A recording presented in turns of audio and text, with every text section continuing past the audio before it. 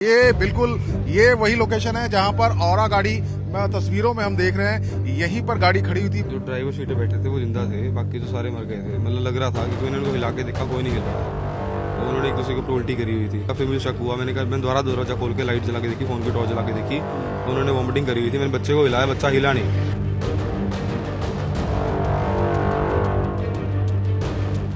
हरियाणा के पंचकुला में एक ही परिवार के 7 लोगों की सामूहिक आत्महत्या की खबर ने सबको हिलाकर रख दिया है। कार में बैठकर माता पिता और बच्चों ने जहर खा लिया।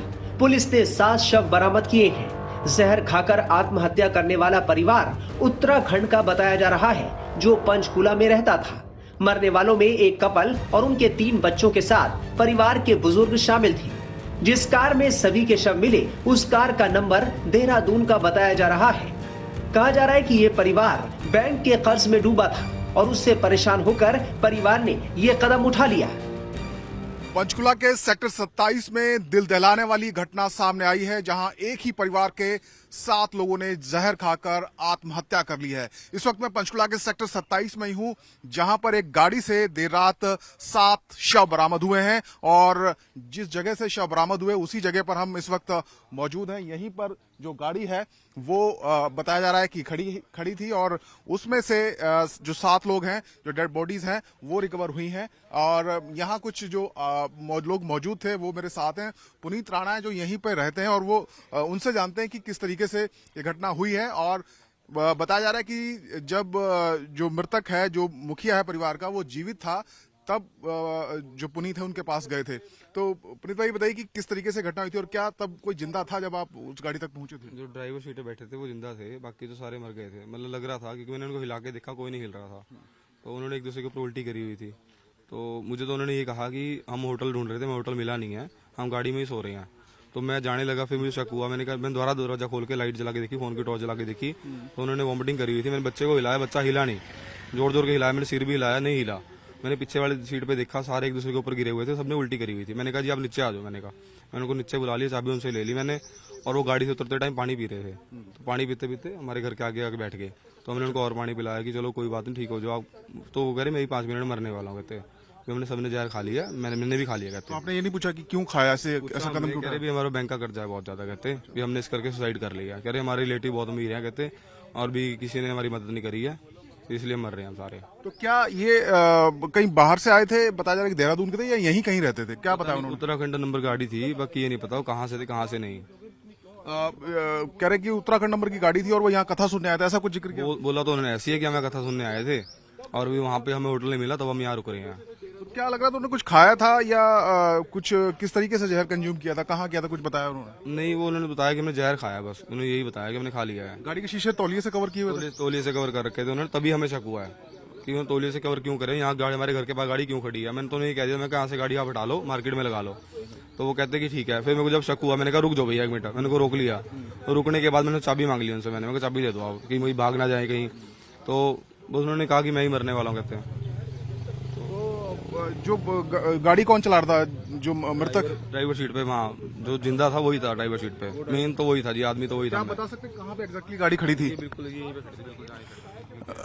देखिए स्पॉट मैं दिखाता हूं आपको जहां पर गाड़ी खड़ी थी। ये बिल्कुल ये वही लोकेशन है जहां पर औरा गाड़ी तस्वीरों में हम देख रहे हैं, यहीं पर गाड़ी खड़ी हुई थी, पार्क की हुई थी। और यहां पर बताया जा रहा है कि जो गाड़ी थी उसको, उसके जो शीशे हैं वो टॉवल से कवर किए हुए थे ताकि कोई बाहर से देख ना सके। और जो आई विटनेस यहाँ हैं, जो लोग यहाँ पर मौजूद हैं, उन्होंने बताया कि उनमें से एक शख्स उस वक्त जीवित था और उसने बताया कि उन्होंने जहर खा लिया है क्योंकि कर्ज बहुत ज्यादा उनके ऊपर था और कोई मदद के लिए सामने नहीं आया। फिलहाल सभी के जो शव हैं वो मोर्चरी में रखवा दिए गए हैं और पूरे मामले की तहकीकात की जा रही है। कब आए थे लोग, कहां से आए थे, इसकी जानकारी अभी, हालांकि जो शुरुआती जानकारी वो ये कि देहरादून के रहने वाले हैं और यहाँ जो कथावाचक हैं बाबा बागेश्वर धीरेन्द्र शास्त्री, उनके कथा का आयोजन चल रहा है, वहां पर वो आए थे और यहां से लौटते वक्त उन्होंने जहर खाकर गाड़ी में आत्महत्या कर ली। पुलिस को मामले की जांच में पता चला कि परवीन ने हाल ही में देहरादून में टूर एंड ट्रेवल का बिजनेस शुरू किया था।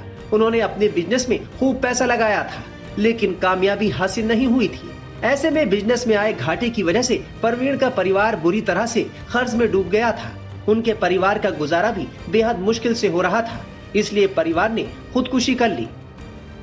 देर रात तकरीबन 11 बजे की ये घटना है जो बताई जा रही है और इसी गाड़ी से तमाम जो शव हैं वो बरामद हुए। जो आई विटनेस है, जो लोग मौजूद थे आसपास के, उन्होंने पुलिस को सूचित किया। उसके बाद पुलिस पहुंची और यहां से जब जो शव हैं वो निकाले गए, लेकिन जब आई विटनेसेस ने देखा तो परवीन मित्तल जीवित था, लेकिन उसका जो बाकी फैमिली मेंबर्स थे वो सारे मर चुके थे। और आप देखिए किस तरीके से यहाँ पर कुछ एक सिरप रखा हुआ है। आप देखिए यहाँ गाड़ी के डैशबोर्ड में आप देखिए राइसेनिया नाम से जो सिरप है वो यहाँ पर रखा हुआ है। क्या यही कोई दवाई या जहरीला पदार्थ है वो उन्होंने कंज्यूम किया था, ये देखने वाली बात है। लेकिन आप देखिए इसी गाड़ी में वो सवार होकर आए थे और बताया जा रहा है कि बाबा बागेश्वर की जो कथा है पंचकुला में, उसको सुनने के लिए वो यहाँ पहुंचे थे और उसके बाद उन्होंने इसी गाड़ी में बैठकर सुसाइड कर लिया। बताया जा रहा है कि कर्ज का बोझ बहुत ज्यादा बढ़ गया था और कर्ज के बोझ को वो सह नहीं पाए, उनकी मदद किसी ने नहीं की और इसीलिए उन्होंने सुसाइड करने का फैसला किया। तो सामूहिक सुसाइड हुआ है, सनसनीखेज सामूहिक सुसाइड का मामला पंचकुला में सामने आया है और इसी गाड़ी में, एक ही गाड़ी में 7 शव बरामद हुए हैं। तो बेहद सनसनीखेज ये वारदात जो घटना है ये सामने आई है, जहां एक ही परिवार के 7 लोगों ने सामूहिक रूप से आत्महत्या कर लिया। और हम पहुंचे हैं उसी गाड़ी के पास, जिस और गाड़ी में जो शव हैं वो बरामद हुए थे। ये वही गाड़ी है, उत्तराखंड नंबर की ये गाड़ी है, UK 07DY3055। इसी गाड़ी में देर रात तकरीबन 10:30 बजे से लेकर 11 बजे के बीच में जो परवीन मित्तल और उनका परिवार है वो मौजूद था और इसी गाड़ी में बैठकर उन्होंने जहर खाया। और जो हमें आई विटनेस है, जो लोग मौजूद हैं सेक्टर 27 पंचकुला में जहां पर ये गाड़ी खड़ी थी, वहां पर भी लोगों ने बताया था कि किस तरीके से जो गाड़ी के शीशे हैं, जो खिड़कियां हैं, उनको टॉवल से कवर किया गया था ताकि अंदर क्या हो रहा है पता ना लग सके। और देखिए अभी भी एक शीशे पर जो पिछली खिड़की है वहां पर तौलिया आपको दिखाई दे रहा है और गाड़ी के अंदर भी आप देखिए कुछ कोई जो दवाई है या हम कह नहीं सकते कौन सा केमिकल है, उसका एक यहाँ पर रैपर अंदर आपको दिखाई दे रहा है।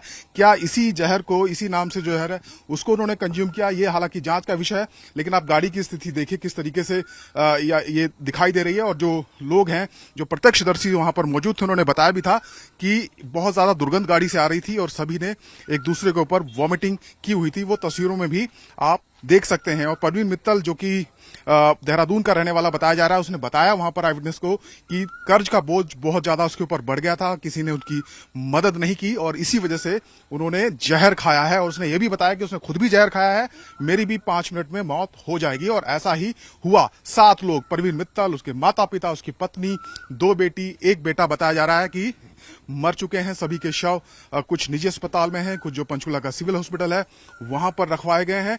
देखिए मैं समझाने की कोशिश करता हूं। पंचकुला सेक्टर 5 एक जगह है जहां बाबा बागेश्वर की कथा कल से शुरू हुई है और वहां पर सैकड़ों लोग कथा सुनने के लिए आ रहे हैं। तो बताया जा रहा है ये परिवार भी देहरादून से आया था। वहां से सेक्टर 5 से सेक्टर 27 की दूरी तकरीबन 8 से 9 किलोमीटर होनी चाहिए।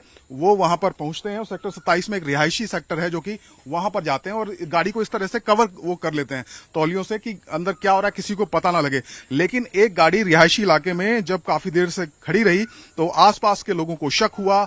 एक वहां पर पुनीत राणा नाम का जो लोकल रेजिडेंट है, उसने बताया कि वो गाड़ी के पास गया तो देखा ड्राइविंग सीट पे जो शख्स था वो उसकी हालत खराब थी, हालांकि वो जीवित था। बाकी सब लोग बेसुध पड़े थे, सभी ने वोमिटिंग की हुई थी।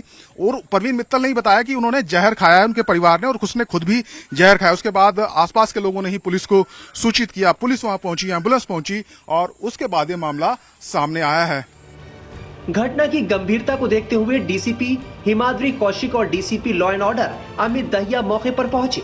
सबसे बड़ा सवाल ये बना हुआ है कि पूरा परिवार पंचकुला क्यों आया और यहीं आत्महत्या क्यों की। तो हमें सूचना मिली कि 6 व्यक्ति यहाँ लाए गए हैं ओजिस हॉस्पिटल में और फिर जब यहाँ पहुँचे तो ये भी पता लगा कि उनकी मृत्यु हो गई और एक व्यक्ति जो सेक्टर 6 सिविल अस्पताल ले गए थे जिनको उनकी भी मृत्यु हो गई है। तो इस मैटर में जो हमें प्रथम दृष्टया लग रहा है कि ये आत्महत्या का मैटर है ना, सुसाइड का मैटर है प्राइमा फेसी। तो फिर भी सिंगल क्राइम टीम मौके पर पहुँच चुकी है, इन्वेस्टिगेटिंग ऑफिसर्स मौके पर पहुँच चुके हैं। हम सारे साइंटिफिक एविडेंस कलेक्ट करेंगे और इस मैटर को प्रॉपरली एनालाइज करेंगे। बट प्राइमा फेसी हम सुसाइड जो 6 लोगों ने जहर खाया, मैम उसमें कौन कौन लोग हैं वो? ये पूरे परिवार के लोग हैं। पहचान हो पाई मैम इनकी? हाँ जी, हमें पता है। अभी तो हम आइडेंटिटी डिस्क्लोज नहीं करना चाहेंगे, बट इनका पहचान हो गई है। बस हमें आईडीज एक बार जैसे हमारी अभी फोरेंसिक टीम आई है, पूरा वहाँ पे एनालाइज करेगी गाड़ी के अंदर क्या है और क्या इसके रीजंस थे।